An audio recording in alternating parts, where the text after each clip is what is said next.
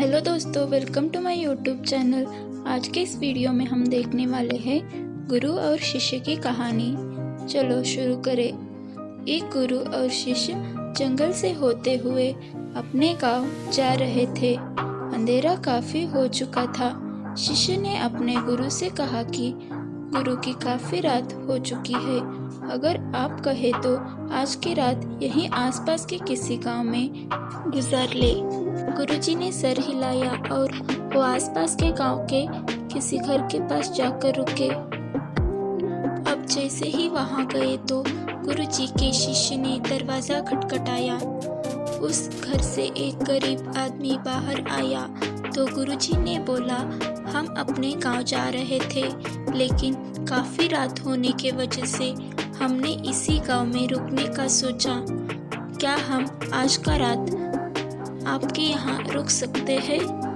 गरीब आदमी बोला, हाँ क्यों नहीं, आप दोनों अंदर आ जाइए। अब जैसे ही गुरुजी अंदर गए, उन्होंने देखा कि उस आदमी के घर में बहुत ज्यादा गरीबी थी। गुरुजी ने उससे पूछा कि आप काम क्या करते हो? वह गरीब आदमी बोला कि मेरे पास बहुत सारी जमीन है।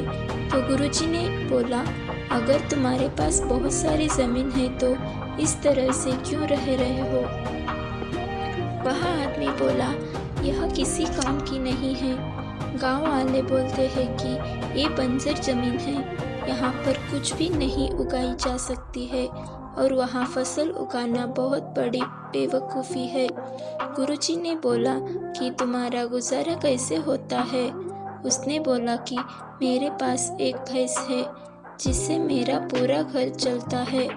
ये सुनने के बाद गुरुजी सो जाते हैं और रात में जब सब लोग सो रहे होते हैं तब गुरुजी अपने शिष्य को उठाते हैं और उस गरीब आदमी की भैंस लेकर अपने गांव चले जाते हैं। शिष्य अपने गुरु से पूछता है कि गुरुजी, कहीं आप ये गलत तो नहीं कर रहे हैं?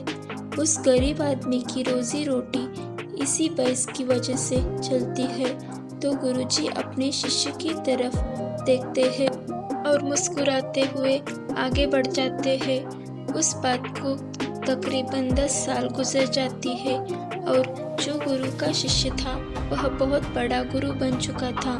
तो एक दिन उन्हें उस गरीब आदमी की याद आती है कि मेरे गुरु ने उस आदमी के साथ अच्छा नहीं किया था।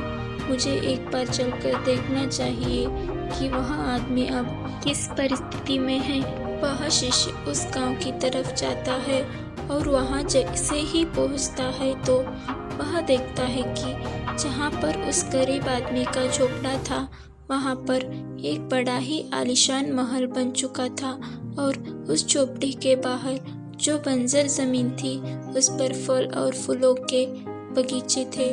तभी उधर से उस घर का मालिक आता है। शिष्य उसे पहचान लेता है और उस आदमी को बोलता है, तुमने मुझे पहचाना? मैं अपने गुरुजी के साथ आया था। हमने एक रात के लिए आपके यहाँ रुके भी थे।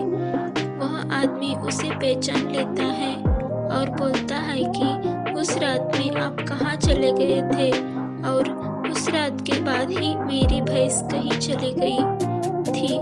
मेरे पास कोई रास्ता नहीं था तो मैंने अपनी ज़मीन पर मेहनत की और फसल निकाल लिया और आज मैं इस गांव का सबसे बड़ा और सबसे अमीर आदमी बन चुका हूँ। ये सुनने के बाद शिष्य के आंखों में अपने गुरुजी के लिए आंसू आ गए और उसे ये बात अब समझ आई और वो रोने लगा। तो दोस्तों, आपको ये कहानी कैसा लगा ज़रूर कमेंट में बताइएगा। अगर आपको ये कहानी अच्छा लगा तो प्लीज़ लाइक, शेयर और सब्सक्राइब करिए। धन्यवाद।